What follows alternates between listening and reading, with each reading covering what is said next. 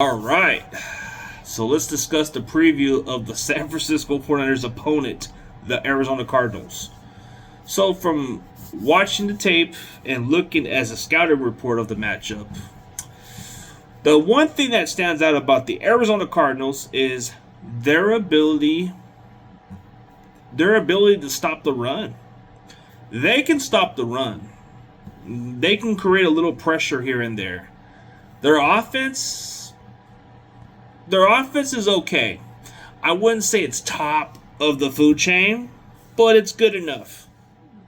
They are 2-0 for a reason because of how their offense is. It's okay.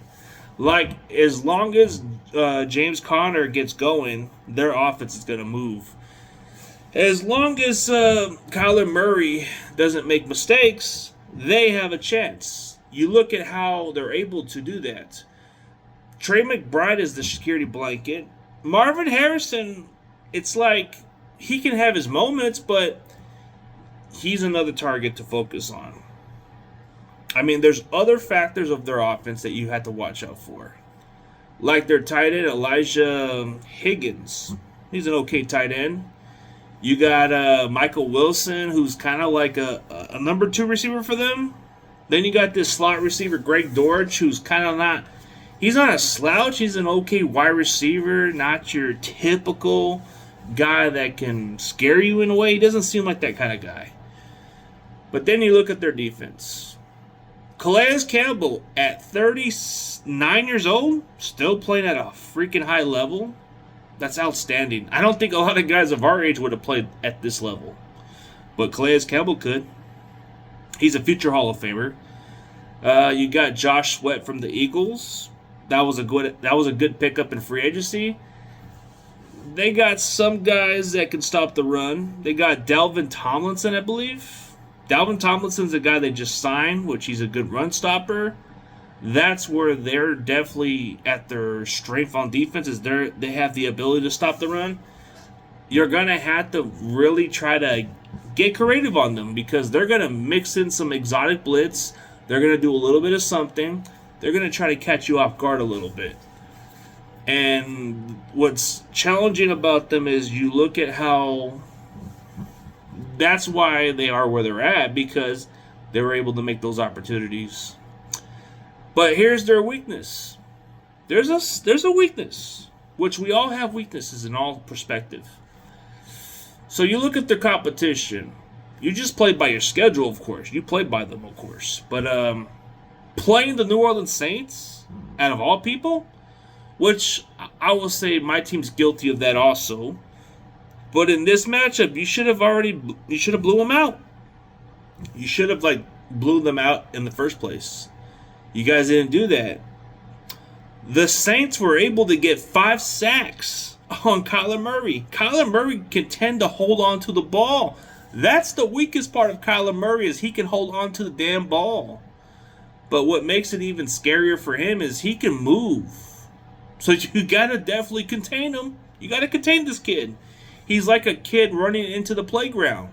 That's the kind of quarterback he is. He's a little kid running to the playground. You got to catch him. You got to stop him. And if you don't do that, it could be a long day.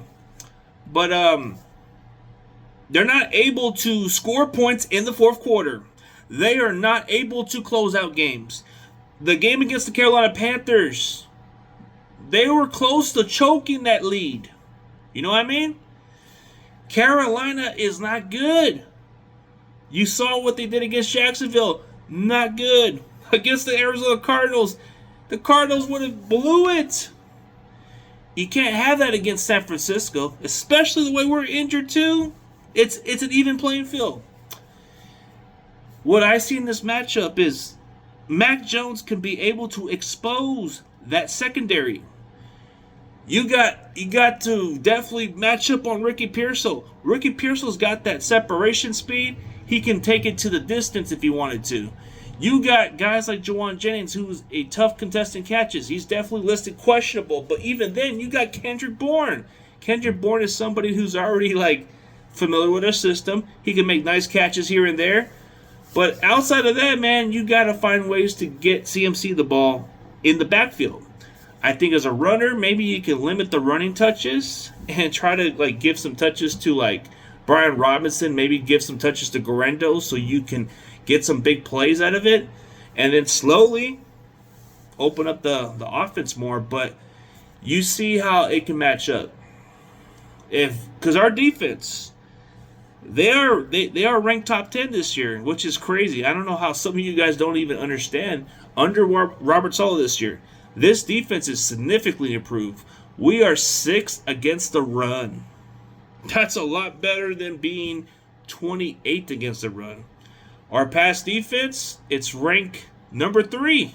Crazy stat, man. It's a crazy stat. Our points per allowed is somewhere between number 5, if I'm mistaken. So that's not bad.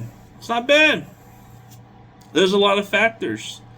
We have a couple turnovers. Got about 4 sacks. It's not all that flashy, man. You know, it's all about finishing games.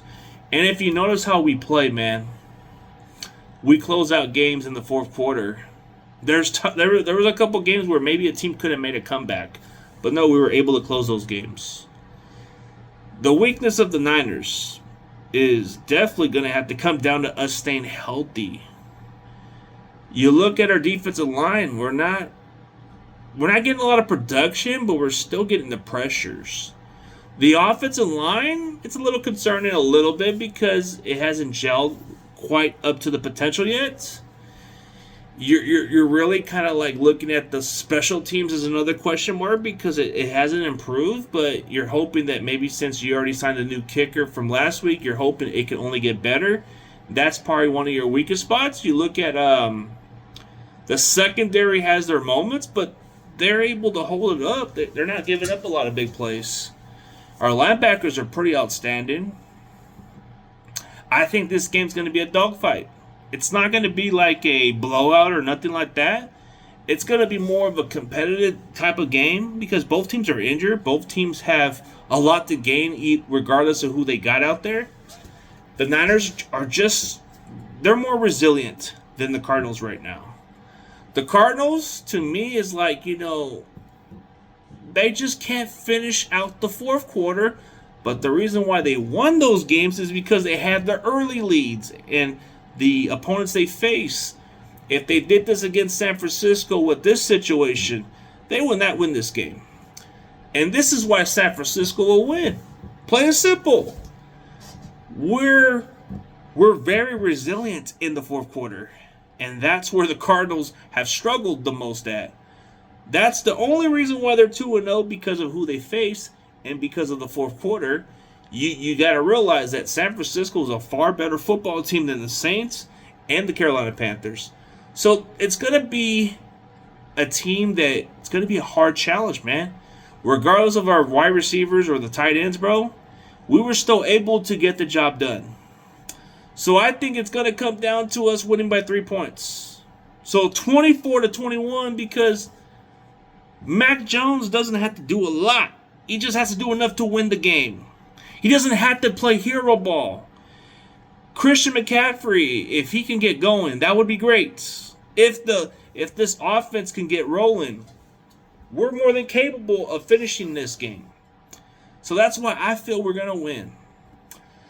No disrespect to the Arizona Cardinals, but in this type of circumstances, man, you can't do that against us. It just won't happen that way, man.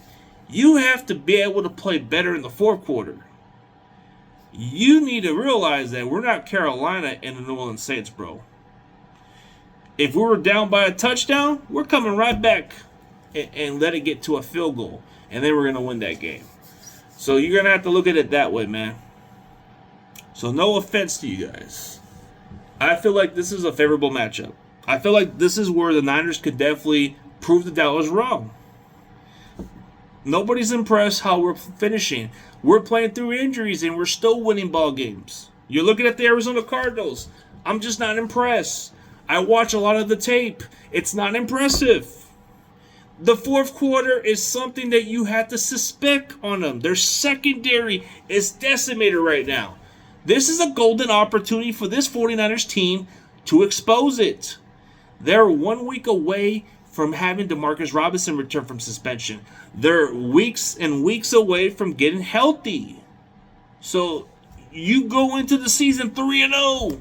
That's a good way to build your confidence. This defense can hold it, man. They can hold it. That's what I like about this matchup. My concern is if Kyler Murray gets on a roll and starts running pretty well, and you don't contain him well, yeah, it's going to be a long day. If you can't stop their running game, it's going to be a long day. If they can figure out ways to get Marvin Harrison the ball, then it can be a challenging part. I mean, if Trey McBride's going to probably have a field day, that would probably be another factor. Or the fact that the Cardinals are able to get to Mac Jones multiple times and get those turnovers, then there's a possibility we can lose that game. Or our special teams can cause a certain issue where we missed a field goal or bad coverage unit. It could be one of those factors, man. But I don't see it, man. I don't see that. I see this team finishing with resilience or just winning in a dominant fashion. This team is just... They have heart. They got the guys who can step in and play well. So I believe in Mac Jones in this matchup. And Brock's going to return next week, so this will definitely help Brock in the long haul. This can build a nice theme for Mac Jones. But we're going to win this game 24-21. It's going to come down to a nail-biter field goal. And that's how it's going to play, man. So, hey, man, it is what it is. I'm speaking it like it is. And I'm telling you like it is, bro. I just believe we're more than capable, man.